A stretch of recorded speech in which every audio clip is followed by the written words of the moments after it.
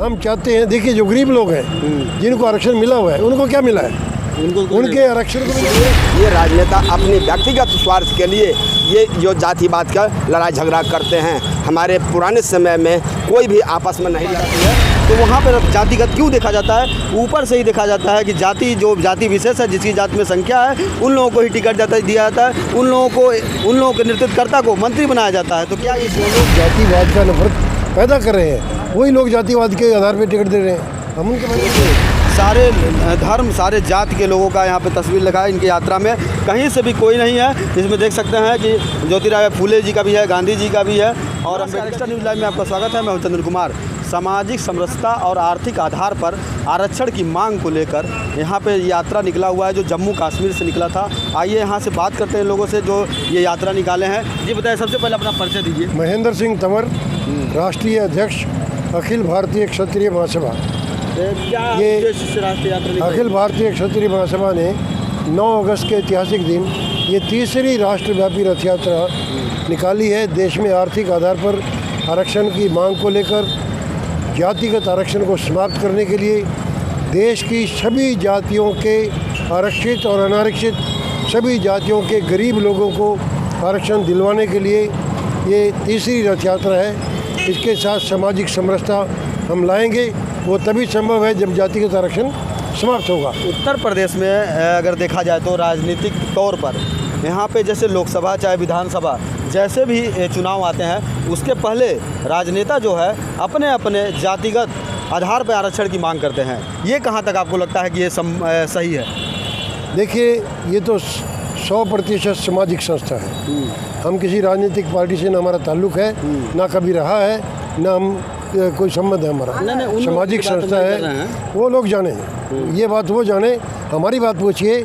हमारी ये पहली 2 रथ यात्राएँ सन 2010 में और 2017 में 8 महीने की 70,000 किलोमीटर का सफ़र करके हमने 2 रथ यात्राएँ निकाली हैं। और उसका रिजल्ट ये है कि देश में 10% आरक्षण आर्थिक आधार पे मिला है।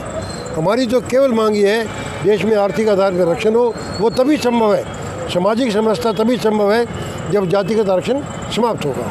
हमारी 2 मांगे मुख्य हैं। हम चाहते हैं सभी भाई, ये जो जात के नाम पे, पात के नाम पे, धर्म के नाम पे, मजहब के नाम पे किन लोगों ने हमारे को बांट रखा है, आपको हमारे को? बिल्कुल, उनके स्वार्थ हैं कुछ। इसलिए हम चाहते हैं, देखिए जो गरीब लोग हैं जिनको आरक्षण मिला हुआ है उनको क्या मिला है, उनके आरक्षण को भी लोग लूट रहे हैं। इसलिए हम तो आरक्षित और अनारक्षित सभी जातियों के गरीब लोगों के आरक्षण आर्थिक आधार पर देने की मांग कर रहे हैं। हाँ, जैसे देखा जाए ब्राह्मण हो, क्षत्रिय हो, चाहे कोई भी हो, ऐसे लोगों को, जैसे सब जातियों में भी गरीब होते हैं, वो ऐसा नहीं कि सारे लोग वो होते हैं। तो बाबा जी, आप क्या कहेंगे कि इस तरह की जो जाति राजनीतिक तौर पे लोग करते हैं, क्या इस तरह का राजनीति होना चाहिए?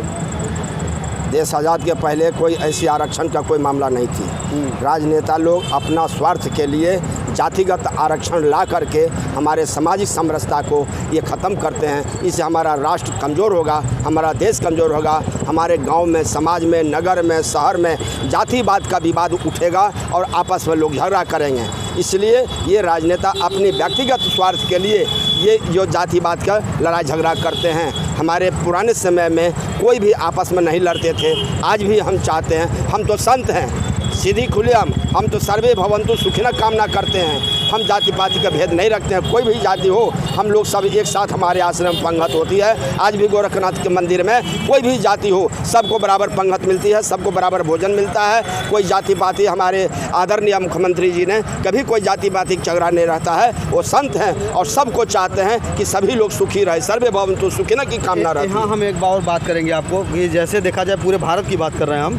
पूरे भारत में अगर यहाँ लोकसभा में टिकट देने की बात आती है या विधानसभा में टिकट देने की बात आती है, कई राज्यों में बात आती है, तो वहाँ पर जातिगत क्यों देखा जाता है? ऊपर से ही देखा जाता है कि जो जाति विशेष है, जिसकी जाति में संख्या है, उन लोगों को ही टिकट दिया जाता है, उन लोगों के नेतृत्वकर्ता को मंत्री बनाया जाता है। तो क्या इसमें कहाँ तक सच्चाई, आप बताइए। ये मैं समझता हूँ इसके सबसे उपयुक्त व्यक्ति जो हैं हमारे राष्ट्रीय अध्यक्ष हैं इस इशू के ऊपर बोलने के लिए। बताएं। देखिए, ये सोच तो उन पार्टियों की है जिन पार्टियों ने जातिवाद को फैलाया है। आप जाइए 1947 की बात कर लीजिए, जब देश आज़ाद हुआ था।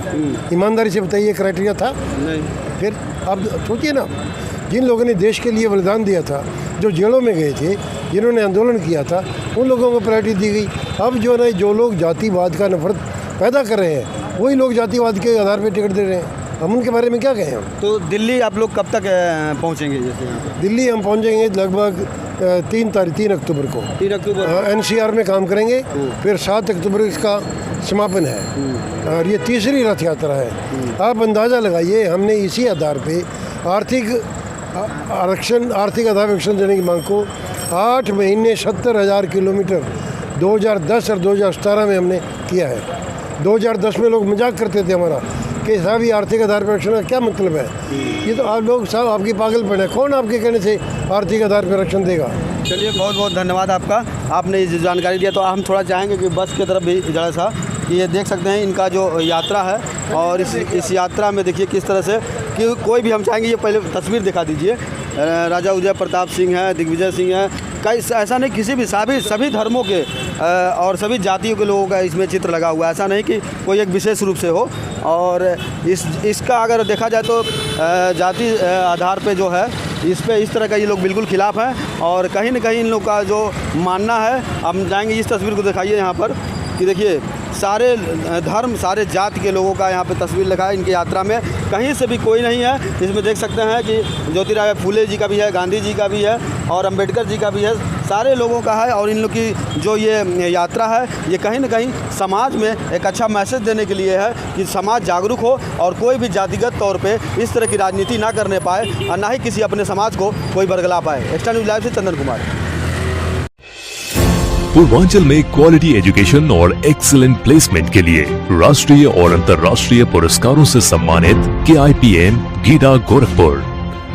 7 एकड़ भूमि में हरा भरा बना KIPM कॉलेज, जहां छात्रों के लिए हॉस्टल, साफ सुथरा कैंटीन और छात्रों को आने जाने के लिए बस की सुविधा उपलब्ध है। Admissions open for BTech, B Pharma, M Pharma, PhD, MBA, BBA, BCA, BCom and polytechnic.